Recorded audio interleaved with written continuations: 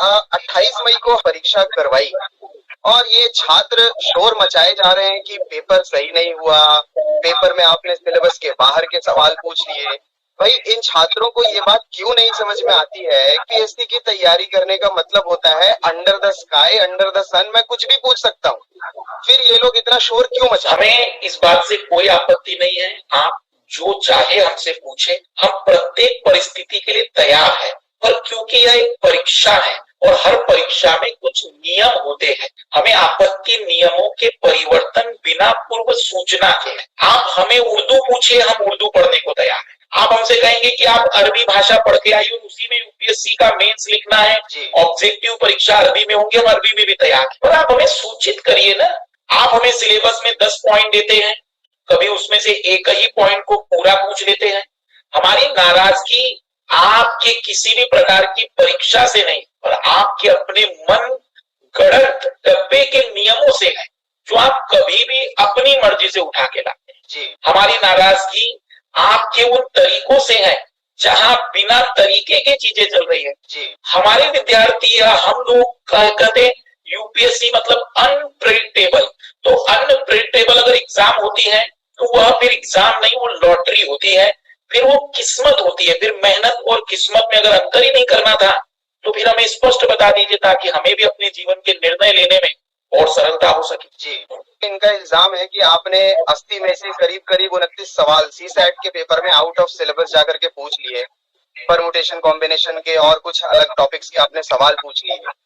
इन मूर्ख छात्रों को ये बात क्यों नहीं समझ में आती कि परमुटेशन एंड कॉम्बिनेशन के सवाल तो सामान्य तरीके से सॉल्व किए जा सकते हैं, बिना फॉर्मूले के सॉल्व किए जा सकते हैं, फिर इन मूर्खों ने इतना शोर क्यों मचा रखा है? अगर आप ये मानते हैं कि बिना फॉर्मूले के सॉल्व हो सकते हैं तो हम आपसे सविनय निवेदन करते हैं कि हमारे दुखों में बस एक ही बड़ा दुख है कि कोई एक महान शख्स उपस्थित हो जो इस पृथ्वी के धरातल पर हमें इन प्रश्नों के उत्तरों को साधारण तरीके से हल करके दिखाए, 2 घंटे की जगह 2.5 घंटे में हल करके दिखा दे और हमें बताए कि देखिए जीवन बहुत ही सरल था, कोई फार्मूला नहीं था। और यदि ये भी नहीं हो सकता है तो हमारी केवल इतनी सी विनती है, क्लास 10 स्तर का कोई भी विद्यार्थी लेकर आ जाइए जो भारतवर्ष में टॉप मोस्ट हो, उसे आप ये पेपर दे दीजिए और उनसे कहिए कि 2 घंटे में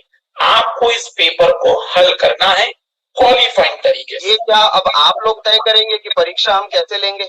ये तो हमारा डिस्क्रिप्शन है, इससे आप कुछ भी बोलने के अधिकारी नहीं है। क्या मजाल है, क्या कैसे जरूरत कर रहे हैं आप लोग कि आप लोग सवाल उठाएं? प्रश्न इस बात का नहीं है कि यह आपकी विवेक क्षमता है या आपका डिस्क्रिशनल पावर है, प्रश्न है समानता का, प्रश्न है सभी की जरूरतों का। राष्ट्र निर्माण जब हुआ तो इस राष्ट्र निर्माण में ना आप थे ना हम थे, लेकिन जिन पूर्वजों ने किया था उनका मकसद था कि सभी का यहाँ पर जो महत्व रहेगा वो बना रहेगा। और हमें ऐसा क्यों लग रहा है कि ये कुछ विशेष प्रकार से ही महत्व जुड़ता चला जा रहा है?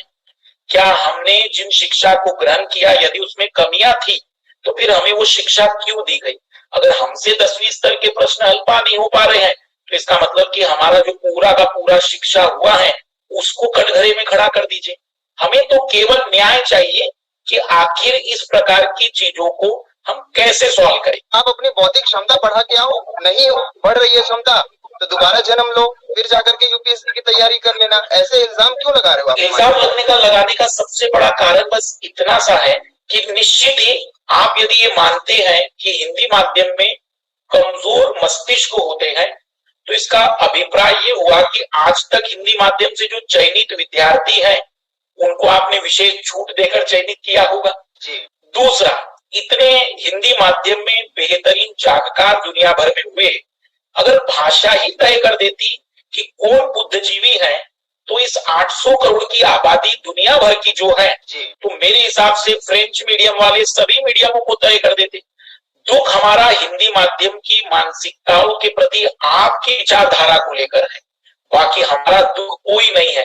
आप हमसे पूछिए परमुटेशन कॉम्बिनेशन, आप हमसे पूछिए कठिन से कठिन प्रश्न, लेकिन आप अपने दायरे तय तो करिए। आप दायरे तय कुछ और करते हैं, पूछते कुछ और हैं, फिर आरोप लगाते पुनः हम पर ही।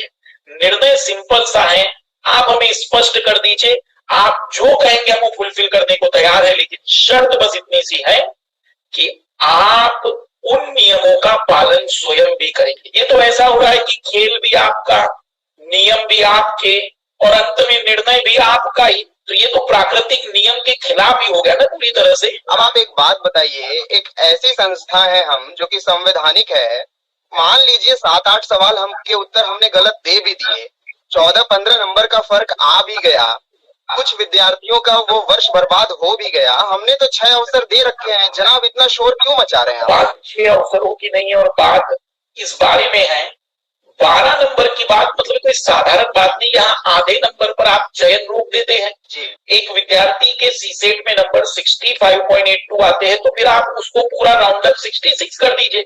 वहां 0.18 देने में क्या आपत्ति हो रही है, वहां बढ़ा दीजिए।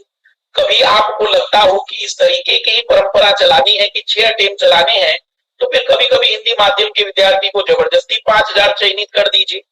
क्योंकि अगर आपको नियमों के साथ नहीं चलना है, अपने ही नियमों को फॉलो नहीं करना है, तो फिर आप अपने अनुसार जो निर्णय लेना चाह रहे हैं वही अगर अंतिम निर्णय ले रहे, तो फिर क्यों संवैधानिक, क्यों लोकतांत्रिक? आप खुले तौर पर बता दीजिए कि आपको जिनको चयनित करना है उन्हें ही चयनित करेंगे।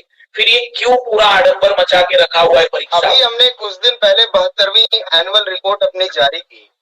उस एनुअल रिपोर्ट में हमने ये बताया कि करीब करीब 65% विद्यार्थी जो चयनित हुए हैं वो इंजीनियरिंग बैकग्राउंड से आते हैं।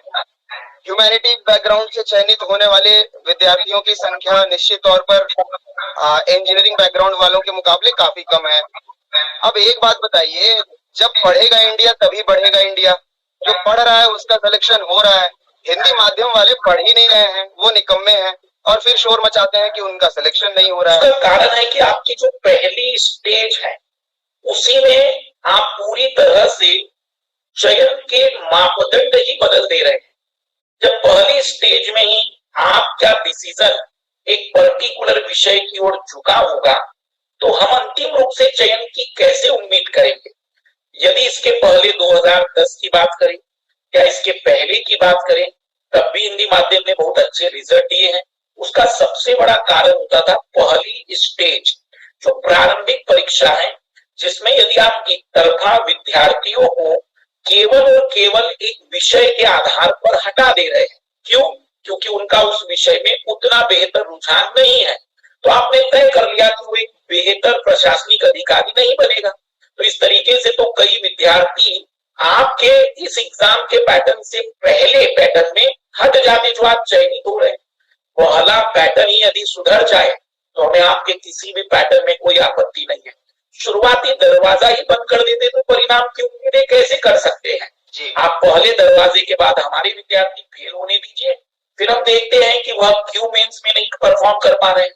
प्रोपोर्शनली मेंस में हिंदी माध्यम के विद्यार्थी ज्यादा चयनित हो रहे हैं जितने प्रारंभिक में निकलते उसकी तुलना में।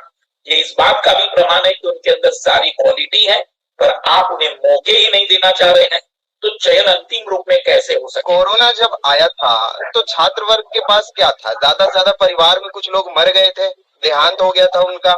उससे ज्यादा क्या हुआ? उससे ज्यादा आप लोगों को घर में बैठना पड़ा 6 महीने 8 महीने, रेल बंद हो गया। अरे आप आराम से घर में बैठे हुए थे, सब कुछ ठीक था, पढ़ाई कर रहे थे, 2-4 महीने हमने एग्जाम डिले भी कर दिया था।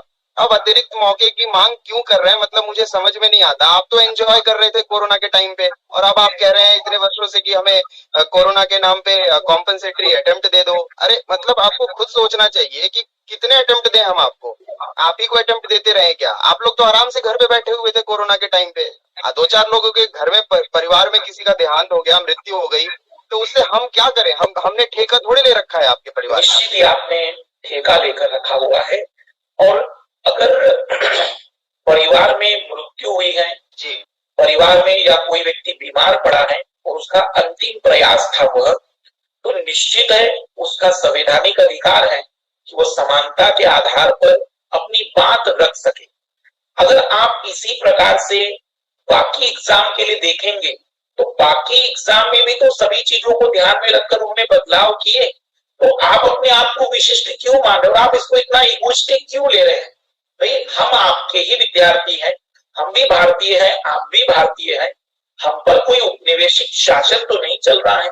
हम चाहते हैं पार्टिसिपेट कर कर प्रमाणित करना। यदि योग्यता नहीं हुई तो आप हमें असफल तब भी कर दीजिएगा, पर आप योग्यता साबित करने का मौका भी ना दे और हमें पूरी तरह से असफल डिक्लेयर कर दे, तो ये तो खुद ही अन्याय का प्रमाण साबित कर रहा है। हमारी केवल विनती है कि आप हमें मौका दें।